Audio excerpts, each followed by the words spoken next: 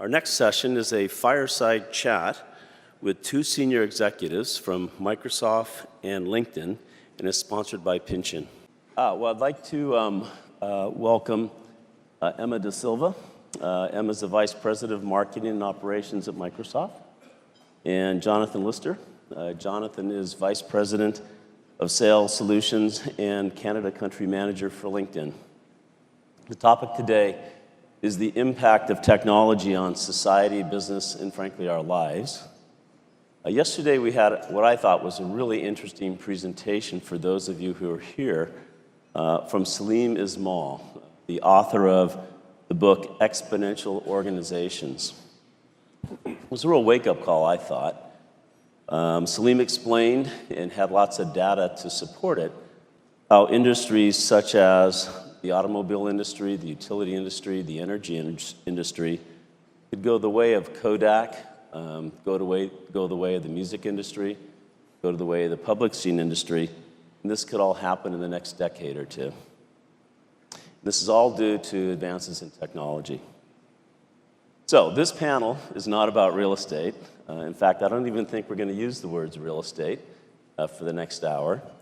But what we are going to do is really take a look into the world of tech, try and get a sense of how that world operates and how it's impacting our lives. So, Emma and Jonathan, thank you very much for coming here. Thought maybe we'd start it off first. Maybe you can give us a little bit of background about yourselves, kind of your formative years. Tell us how your career evolved, how you got to your current position, and maybe give us a little bit of a sense how a tech career is maybe a little bit different than other industries. Emma, you want to start us off? Well, sure. I always chuckle when I think about this because I was probably one of the most planful people. I was one of those people in school who just knew exactly what I was going to do, and it was a very chartered path. And for me, it was this aspiration in the world of finance. I was one day going to be the chief financial officer of an organization in Canada, and that's kind of just the charter I set for myself. But yet when I look back and reflect on kind of how I got here, I'd say it was completely unchartered for me and unplanned and did not go as expected. And I think there were kind of two major moments in my life that defined that. First, I took all the right courses to align with that plan. Starting in grade 12, accounting, economics, business. Went into University of Waterloo to the School of Accountancy. Went on to get my professional designation. So everything on track, and landed my first job in finance.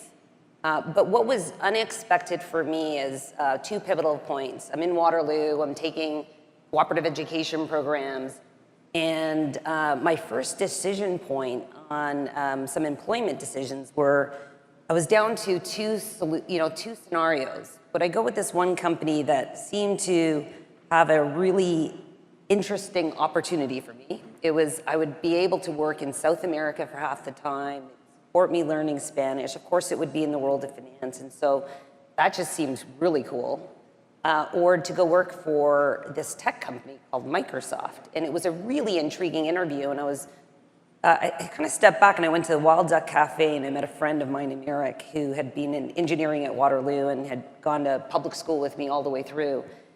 And I said, I'm really kind of baffled by this decision. On one hand, I'm super curious. It's something by nature who I am. And should I go to this thing I've never heard of, or do I go to the kind of stand strong institution, been around for a while, and have this really great fun experience? And he said, you got to go work at Microsoft. And I said, I've never heard of them.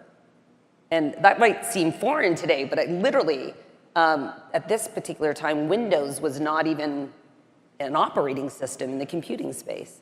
And he said, there's this guy named Bill Gates, a huge visionary, and I think he's going to be one of the biggest things ever. The next few years, you got to go work for them. So that was like one major point, and I found myself then joining finance, but in the tech industry. Something that really, outside of it serving a purpose of gaming and doing homework, really hadn't, because there was no internet, right? Like my first computer was a Tandy computer from Radio Shack, and you had to like boot it with a floppy disk to start it. And then I had a personal computer, an all-in-one Apple, and it literally was just processing. There was no connectivity. And so there was no internet. And so for me, it was mesmerizing to experience what that world of tech was. Super fast paced. You had to learn every single day. And at the time in Canada, Microsoft was probably about 90 employees. We had just moved into an office that we couldn't even fill. We used to play floor hockey on the top floor. I mean, that's literally what it was. But the entrepreneurial spirit, yet you didn't have a job description. You started in finance, but got explosive opportunities. And so I kind of started there. And the second major point was that I initially got involved. I had an opportunity to work with the president of Microsoft Canada, who had an opportunity to himself move into the vice president role for Canada in Central US.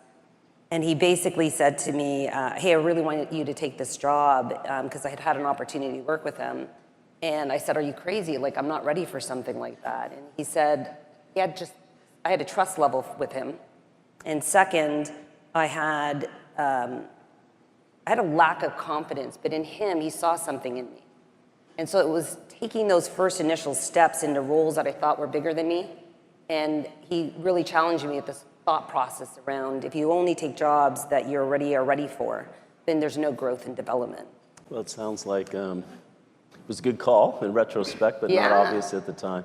And so then, I went on to a lot of different paths within Microsoft across finance, operations, sales, and now marketing. And I one day became the CFO of Microsoft Canada, so that was as expected, but then I've since moved on this particular. How about you, Jonathan? I'm actually like the least planful person at least in my personal life. Although I run a global business for LinkedIn now. I'm from Toronto, and I'm also, by the way, one of the least technical people out there. I'm not like an early adopter. I don't know that much about technology. I'm not a personal user. And by the way, like my wife will attest to that. She's actually the technologist. So I'm getting the theme here. To get into technology, you don't have to plan. You don't need to know anything about it, right? I'd say, and I'm an English major, or at least I was an English major. My first job out of college was I was an editor. I was an editor at a university publisher. I'll tell you, within a year, I figured out that was not for me. It's not what I wanted to do. And at the same time, I grew up in a time when, I think I'm a little older than Emma, but like Emma, it was the time, it was just prior to Netscape. It was prior to 1995 when the first browser came out. It was the time of the first operating system. It was the time of the first mass market personal computers. And for me, it just became evident super quickly that this was all going to be transformational. That in my lifetime, and it turns out much faster, but in my lifetime, the way we work, the way we bought, the way we sell things, everything was going to change. That to me became readily apparent the first time I started to see and use these tools. I decided to make that my career. And I first worked for startups. I went up working for large media and tech organizations. My career, by the way, has been marked by, if I had to say one thing, it's breadth. I have tried lots of different roles. I've run sales teams, marketing teams, operations teams, publishing teams, lots and lots of different teams all around the world. I've worked in the UK, I've worked in California. Is breadth like that helpful in the tech industry? Well, I think as far as careers go, increasingly, breadth matters a lot. Agility matters a lot. Breadth of experiences matters more and more, mostly because, and in part because, in lots of industries, you can no longer see and chart a linear career path. Jobs are going to change so much. So I do think scope, breadth matters a lot. And there's probably a lot of failures in that too, but just a lot of failures, or in terms of the companies you work for? Yeah. Yeah, but one other thing, I think for all of us in the room, and for most, not all, but lots of people in Canada, our sort of perspective on risk is different than lots of people's risk around the world. And I always took the view that downside for me was not real downside. Downside for me, maybe I had to get a worse job or a slightly, less influential role. But downside wasn't I was never going to be homeless. I was really downside risk was not what downside risk is for lots of other people. And that helped me to think about how I should invest in my time and my energy and my resources. Challenging yourself. Okay, well, let's hop into it. So what we're talking about here is the fourth industrial revolution, the digital revolution. For those of you that aren't up on your industrial revolutions, the first one was in the late 1700s, which was driven by water and steam and caused mechanized industry. The second one was in the late 1800s, which is driven by the advent of electrical power, and then it supported the advent of mass production. And the third industrial revolution was in the mid-1900s, and it was driven by electronics that led to automated production. So now that we're into the fourth industrial revolution, can you tell us a little bit about how Microsoft thinks about that? What defines your strategy to be successful in this? And if there's anything unique about how Microsoft is approaching this? Yeah, well, first of all, I don't know just that was lost on anybody, but pretty exciting. I myself wasn't used to those terms, even being in the tech industry, of course, but we weren't around for the first two. We maybe know about it, maybe have read about it, maybe this is new today for you, but the first two industrial revolutions are history lessons, and for many of us in this room, the third we were kind of just born into, so I define it as almost normalcy. So we didn't feel like there was this revolution of sorts going on. First, I think it's an exciting platform in anyone in business today to think, wow, we're going to be one day reading about this time period in future years to come, and we'll be hopefully thinking about what is it that we defined or chartered or created or did differently during this period of time? What lessons did we learn and experience? And hopefully you're sitting up here on stage one day talking about that as kind of looking in hindsight 2020 and sharing some of that insight. So I think it's first and foremost really exciting. The second thing I'd say is around Microsoft specifically, we started with a very simple mission statement as a company. It was simply an opportunity to think about putting a computer on every desk in every home. And so one of the fundamental premises of what I think is different is our ambition. Our mission statement today is very different. It is kind of continuing some of the common themes about thinking about, hey, look, technology for us is always about helping amplify human ingenuity. It's not a replacement factor. We've always believed that. Second, we've always believed fundamentally in ubiquitous computing and allowing kind of digital inclusion or access to as many people as we possibly could. But what's fundamentally shifted is our mission, which is as we think about empowering people and businesses across the planet to achieve more, we think about a very different strategy that we had to chart for ourselves at Microsoft around that. And it's interesting, I heard your reference to the Tesla statement this morning, and I think it was described finally as somebody saying it's not a computer in a car, it's an app. Well, we have this concept of a strategy around intelligent cloud services and intelligent edge. So what I think what I fundamentally would share with you is when you think about Microsoft or computing, you think about the device in which you're interfacing with. But that's not what we expect the future to look like. It's almost, in many senses, ambient in that you could describe a set of ubiquitous services that are surrounding you. You as a user get to participate. You will continue to hopefully always have the opportunity to say yes or no. And then lastly, a set of devices that today is not considered computing. A car, a refrigerator, a watch, etc. And so we have this kind of new platform vision about how we can extend ubiquitous intelligent cloud services and edge devicing so that we can really transform the experience sets that consumers think about when they think about their computing experience tomorrow. And so that for us is truly kind of game changing. And the last thing I'd say is when we made that simple decision, that's not simple for us. I mean, we literally had an incredible margin structure in the old arena. And this will be some of the lessons, we think we can think about. We didn't wake up one day and say, how do we cut our gross margin profits in half just because? But in Canada, we have this statement about skating to where the puck will be.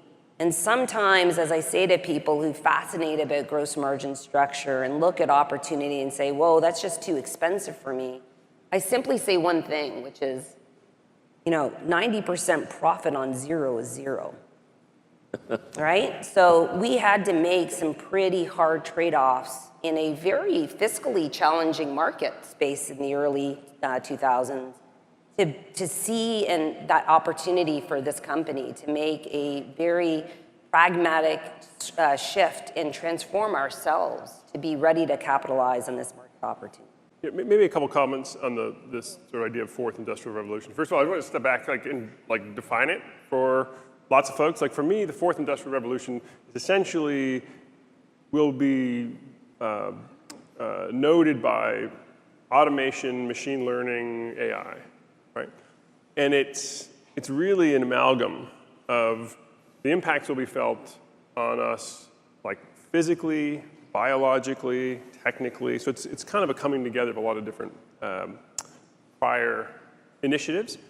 One thing to note too, that if you think about the industrial revolutions, one thing to, just by looking at them, one thing you'll note is that the distance between them is getting shorter. They're getting closer together, right? Industrial revolution of 1700s, then you had the second industrial revolution, late 18, early 1900s, then you had computing a short time later, and now you have the next one 30 years later. So what's happening?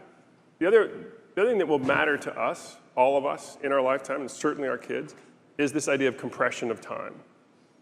Because the foundation of a lot of these technologies has been built. And so we're not inventing new foundations to a large extent. We are adding on to foundations that have been built.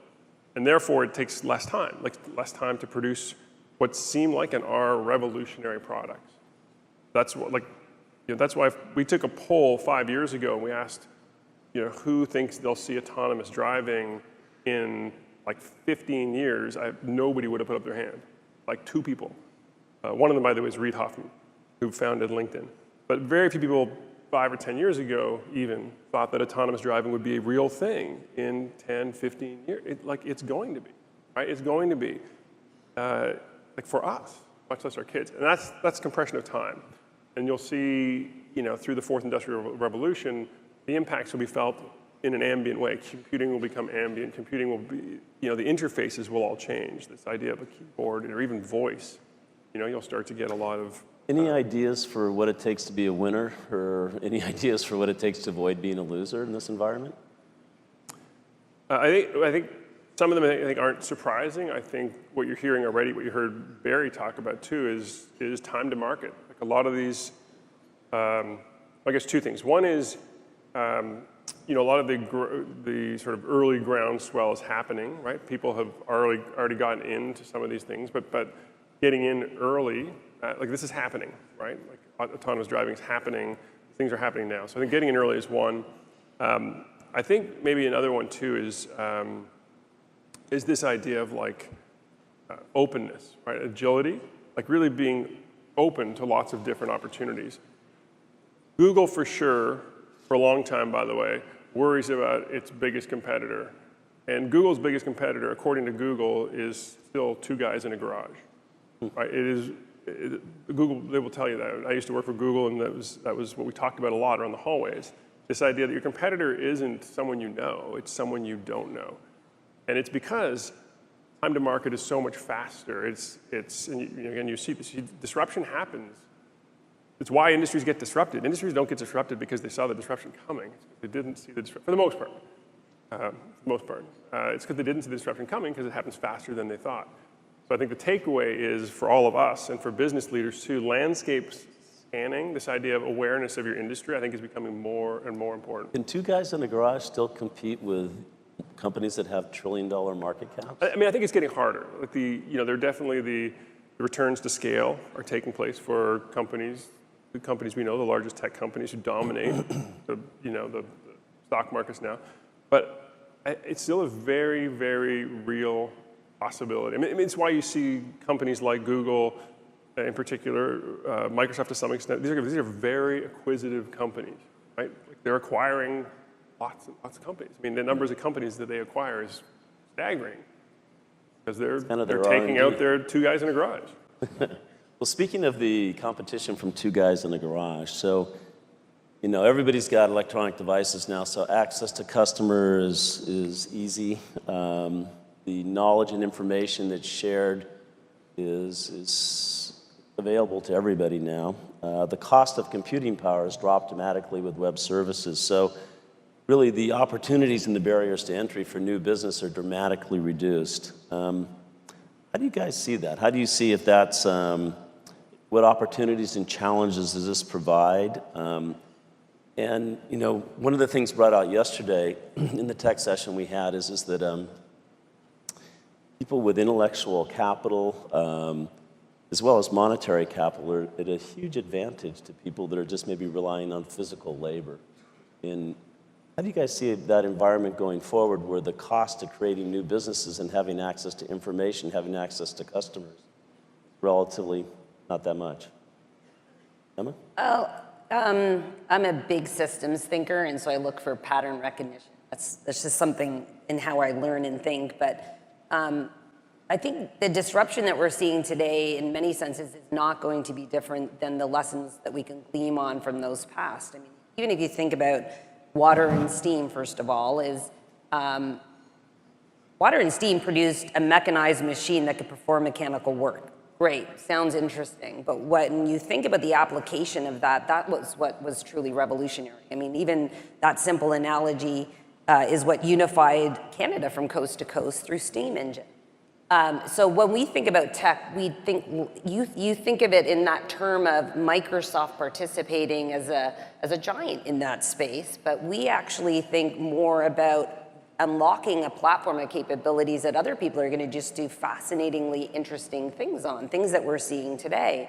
As an example, autonomous cars, and even our play in helping create that catalyst and support that in the marketplace. And it is real. If I don't know if any of you have been to Las Vegas now, you can actually order a taxi there that is an autonomous driving vehicle. Now, there's not a lot of them there, so you have to sometimes wait or try multiple times, but it's happening.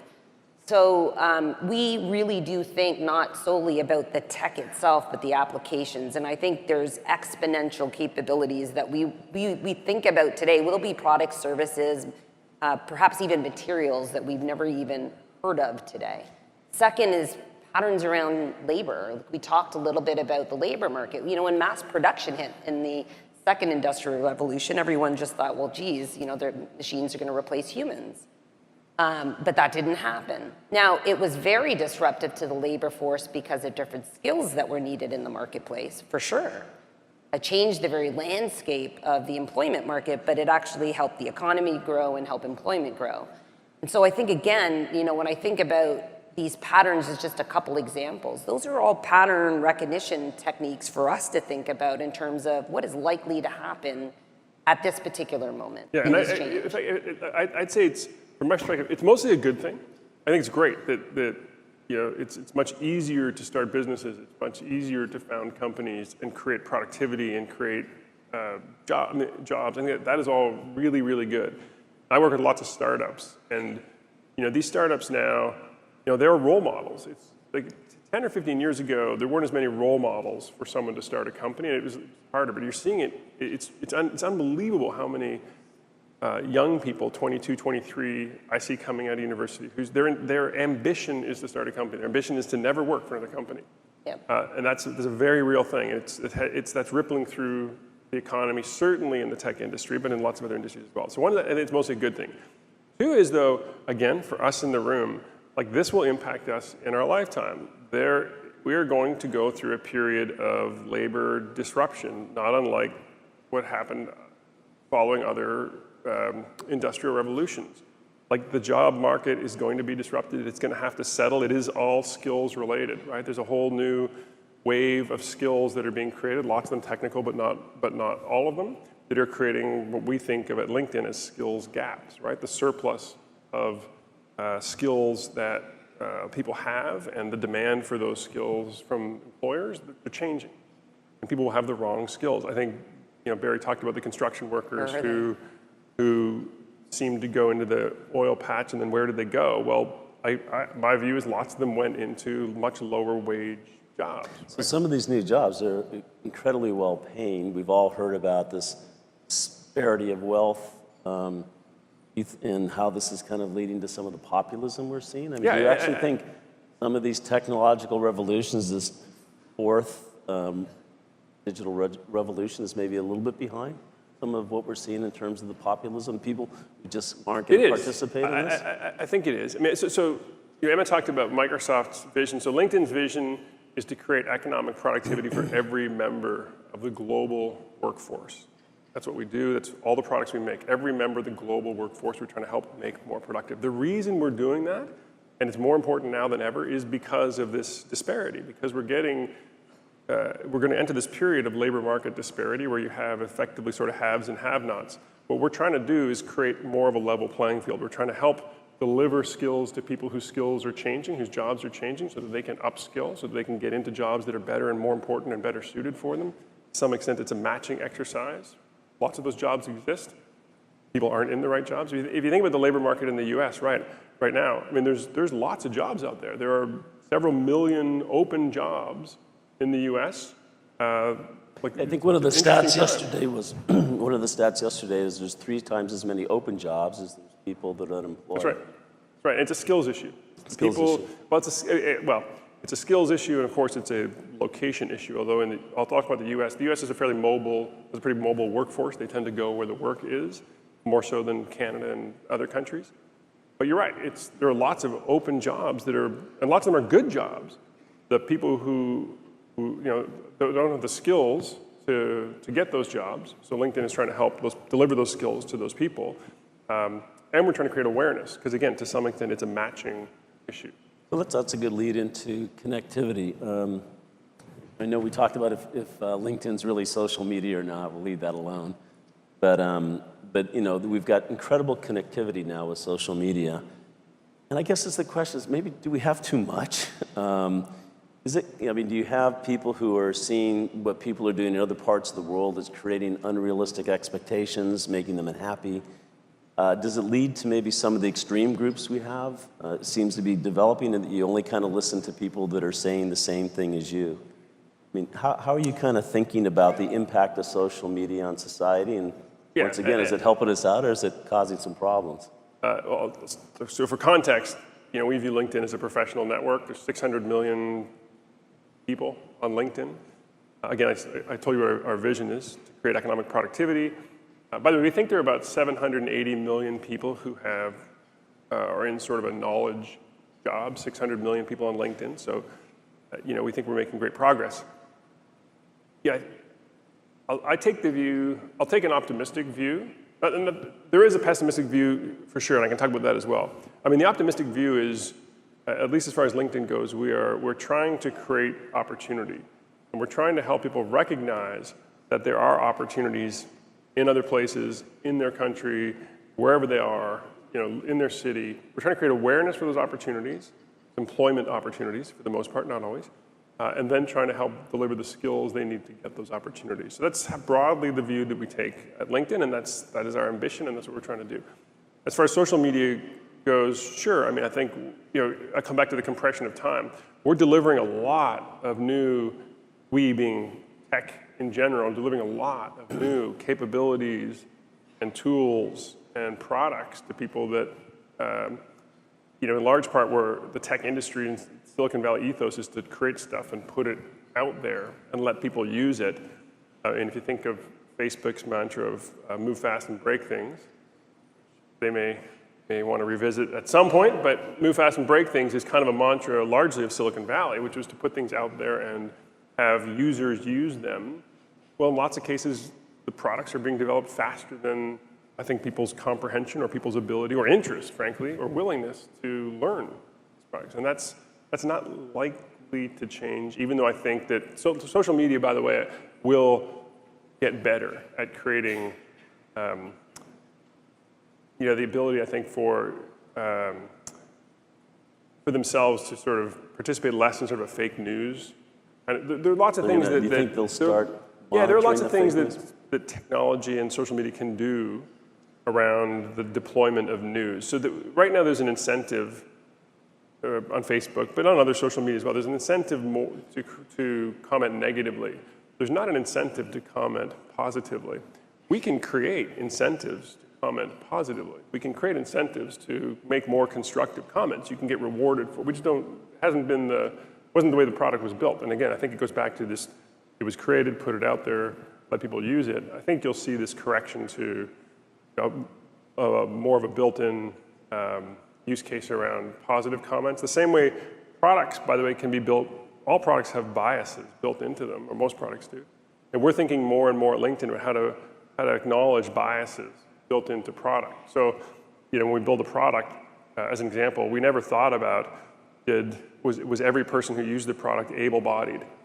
starting to think more now, are they able-bodied? Is this person is sight impaired or hearing impaired when they use a product? And can we build something into that product that allows for, so we consider bias when we build products. So Emma, we've kind of talked about some of the issues that, in terms of, wealth creation for maybe just a smaller group of people, communications. Are these things being caused by technology? I mean, in the rapid developments of technology, or are these just kind of underlying issues that technology is now kind of bringing to the surface? I mean, how much can we blame some of today's problems on tech? I took the fake news question, so you can have that question. Yeah. Well, it reminded me, I was going to comment on what Jonathan said. I wrote an essay in grade 12 English class, and I literally still have this thing on paper, and it's called Technology, Friend or Foe. And so ultimately, I'm going to share that my conclusion remains the same, not ever knowing that I'd be in the tech industry, and that it absolutely is a friend in terms of the positive societal impacts it can have. But on the reverse side of that, I think more than ever, what history is starting to teach or inform now, especially with the pervasiveness of the internet and the last specific industrial revolution and now this, is that we have an ultimate responsibility around ethical capabilities in how we establish technology. And our company is very recognizes our role that we have to play in this. We've authored a book called Future Computed. We spend tons of time with regulators, et cetera, to evangelize the importance of this. Tying it back to skills, here's a thought. Like even 20 years ago, you wouldn't have found a privacy lawyer. And now a privacy lawyer is a key trade, and it's a booming skill set that's required. And so we sometimes talk about tech skills, and that is true, and we'll need data scientists, machine learning, engineering, et cetera. But even the very basis of some of the kind of adjacent skill sets, like legal, will have to be put to the test around how do we ensure that as this technology grows, that we think about the ethical boundaries that need to be reinforced. We're calling and urging for governments, we believe, need to be thinking through the regulatory concerns around this. So in this environment of lots of information, things move quick. How should companies manage this? What are the characteristics of a successful business culture in this kind of environment? What are some of the tech companies doing who are right at the forefront of this to have effective organizations in this environment? Jonathan? Well, I think one thing that's changed for sure for all of us is that is around access to information. A leader's job, actually lots of people's job. I grew up in sales initially, and as a salesperson, initially your job was to impart information, right? You knew everything. Essentially, there was this asymmetry of information. You knew everything, and you imparted it to your prospects or customers in an attempt to get them to buy stuff. And that's changed, right? There is now symmetry of information. Everybody knows everything to a large extent. There are no secrets. There's this transparency. So the leader's job is no longer to impart information as they used to. Now a leader's job has changed. A lot of it is around, I think, certainly connectivity, connecting people to the right opportunities inside their organizations. Emma talked about synthesis. The leader's job is to synthesize information rather than just like, I know stuff, I communicate it out this way. It is now to connect dots. So I have a certain purview. I see things, I connect dots, I see trends. That's where I can add a lot of value. So I think a leader's job has changed significantly. One other thing, though, I think the structure of companies is likely going to change because of access to information. Our organization is very much a bottoms-up organization. I mean, we still have a hierarchical structure, but information flows as much from the bottom up as it does from the top down. And I think facilitating that, making sure that that happens inside an organization is increasingly important. Making sure that the people in every part of the organization have the ability to input in the right way and on the right subjects is increasingly important. I think will be important. So the discussion we've had so far is about Microsoft, LinkedIn, maybe a bit North American, Anglo-Saxon focus. We have this other competitor out there, maybe it's not a competitor, China. This year, China will actually spend more in R&D than the US, first time ever. So how are you guys? How's Microsoft? How's LinkedIn? How do you think about China? What role does it play in the world? Is it a competitor? Is it a partner? How does it kind of fit into your thinking? You want to give it a crack? Yeah, well, I think first, Barry spent a lot of time on kind of the market situation. I'm not going to spend a ton of time on that. I think probably more about China personally when it comes to that matter than necessarily professionally. But I think for us, we think of China as a lucrative population of people, first and foremost. And so when we think about skills deficit, labor disruption, et cetera, it's like, how are we leveraging the talent base across the world, but equally in China? And so we think of that as where Microsoft has R&D centers there as well. Second, we want to have, according to our mission state, empowering every business and person across the planet. Planet includes China, and so what that meant for us is we just had to be think very thoughtfully about how we entered that market. And so we are there. Many of our services are ubiquitously available there, but we had to enter that market in a fundamentally different way. So I think for us, there's a cost equation there, of course, as there is for any kind of industry today. But for the most part, it's opportunistic in terms of that labor market, user base, et cetera, in terms of how so we... Can I say, absolutely, I think we'd all be really smart to think about China as an opportunity. It's a massive opportunity for LinkedIn. We're involved in China. One thing to kind of bring it home on how China operates, China is, as a country, doing the world's largest mass migration of people history of the planet. They're moving 250 million people from rural areas to urban areas. That's how they're addressing skills gap, by the way. That's their approach. Like, we're gonna balance supply and demand by moving 250 million people. Stunning. So that's what we're up against, if that's the way you want to look at it. We think of it as a massive opportunity. So I think we'd all be kind of wise to figure out how to, Okay, so look at China as a market. The kind of tone right now isn't what you guys are picking up. You're focused on the opportunity, not Absolutely. the challenge. Okay.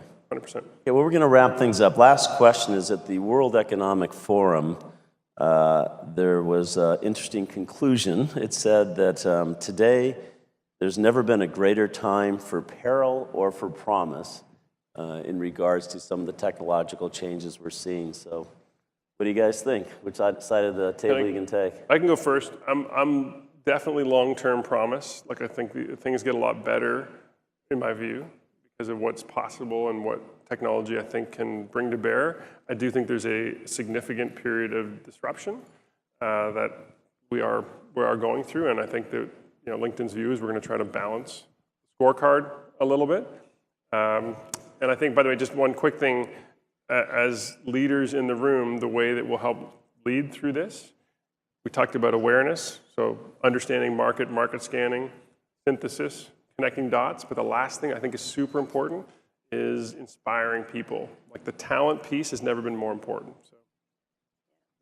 I guess there would be three things I'd probably offer up. One is, I find it fascinating that people talk about peril or promise, and I think one of the most important things I'd remind people of, based on the fact that previous disruptions, new winners and losers emerge, is disrupt or be disrupted, right? So make a decision, be very thoughtful and around your approach, define your business strategy.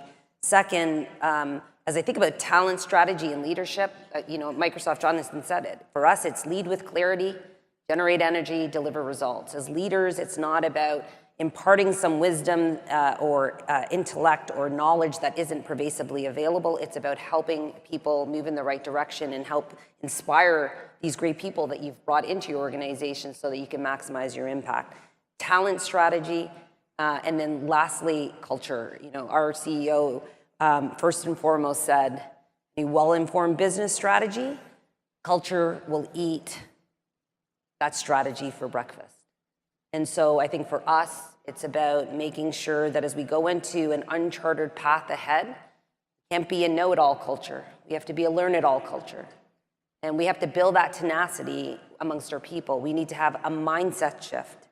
We need to help people embrace what's not expected, or help them understand that failure is an option.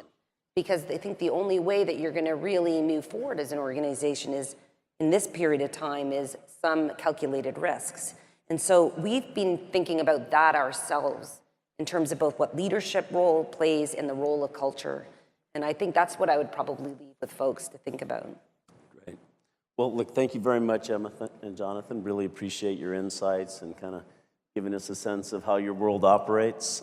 We'd also like to thank Pynchon for sponsoring your remarks.